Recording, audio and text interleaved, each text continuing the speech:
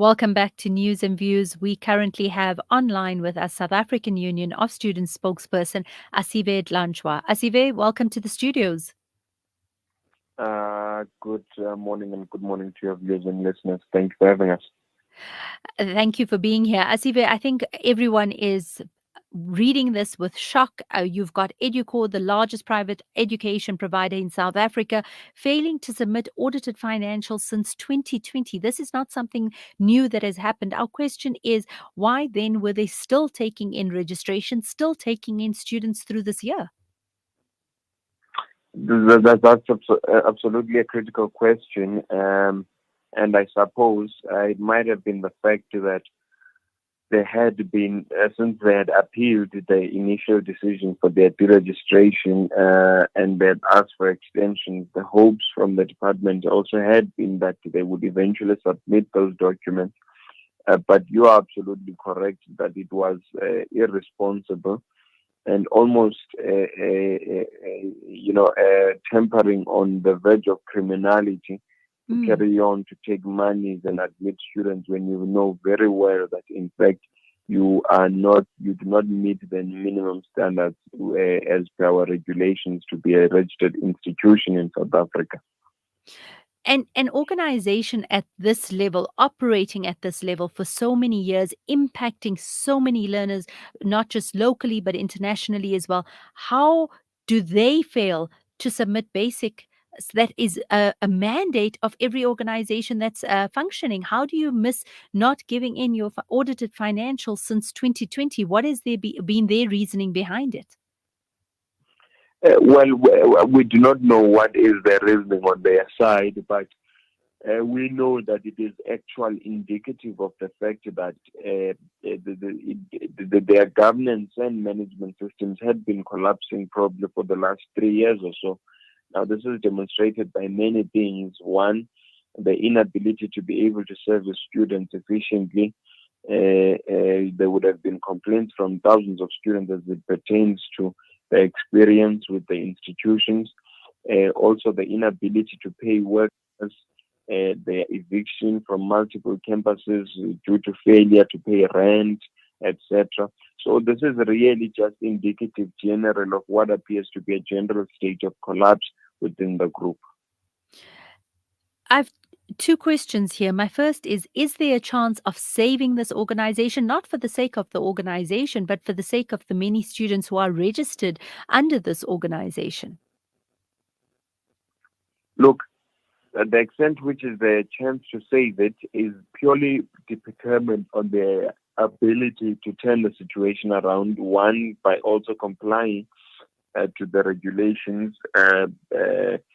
Our assessment would be we don't think they have the capacity to do that. They've demonstrated that they do not have such a capacity. So we really could only speculate as to what would be their finite ability to be able to either turn the situation around or completely fail to do so. And then, Asive, what becomes the options for the students who've been registered there? Not just those who've been registered for a few years or maybe getting ready to complete their degrees at the end of it, but even the very new students who have registered this year. What becomes the options for these students? Look, there are a few recourse mechanisms as per the regulations. One, obviously, students must be given their refunds. Number two, they must be given the academic transcripts, which also speaks to number three, such that they might be able to be, the institutions would have a responsibility to ensure that they get the students placed in credible and registered institutions. And for those that would want to do that out of their own volition, then being armed with those academic transcripts, they would then be able to get themselves enrolled elsewhere. So I suppose those are some of the recourse mechanisms that are there. Although we don't necessarily believe that the group has the capacity to carry those out, and hence we're calling on the department to then ensure that they facilitate that process of accountability and recourse. Absolutely. And I think there has to be accountability and recourse. We understand how expensive tertiary education is, and more so in the private sector. And I think for many students who have put their money down and who are at whichever end of of this studying period, I think there needs to be some level of comfort. And I'm sure that this has created much chaos in their minds in terms of where to from here and what do we do going forward. You've also mentioned that many of the employees have not been paid. We live in a country where the unemployment rate is high, it's astronomically high. Has this been accounted for? Has this been taken into account that they will also be reimbursed for the work that they have done? Sorry, can you please repeat your question again? Sorry about that. No problem. You mentioned with regards to that, many of the staff members of these educational institutes have also not been paid or reimbursed. And I'm assuming that that's not just only at a teacher level, that would be even the staff members who are cleaning or who are doing tasks around the campus to maintain the campuses. My question is, has this been accounted for? Has this been a mandate from the government or higher education to also insist that Educor takes responsibility for their staff members who have not been paid? I don't think the department has jurisdiction in that regard because these are obviously private institutions. The only responsibility of the department would extend to the extent to which ensuring that the institution meets the minimum standards and regulations to be a registered institution of higher learning. But as it pertains to operational issues, I don't think that necessarily the department would have that jurisdiction. Okay. And are we looking at immediate closure of the campuses already, or is there a timeline for students to be able to transition?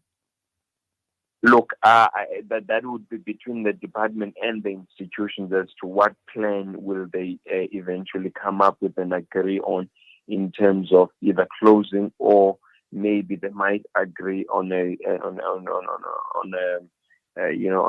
plan to change course or whatever. But that, as I said, that I suppose only probably the department and only the group would be able to answer that as it pertains to time frames.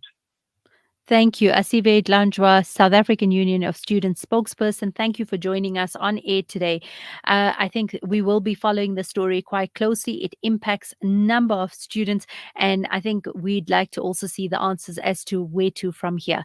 Thank you for joining us on air. We'll be taking a short ad break and then continuing with the rest of the segment.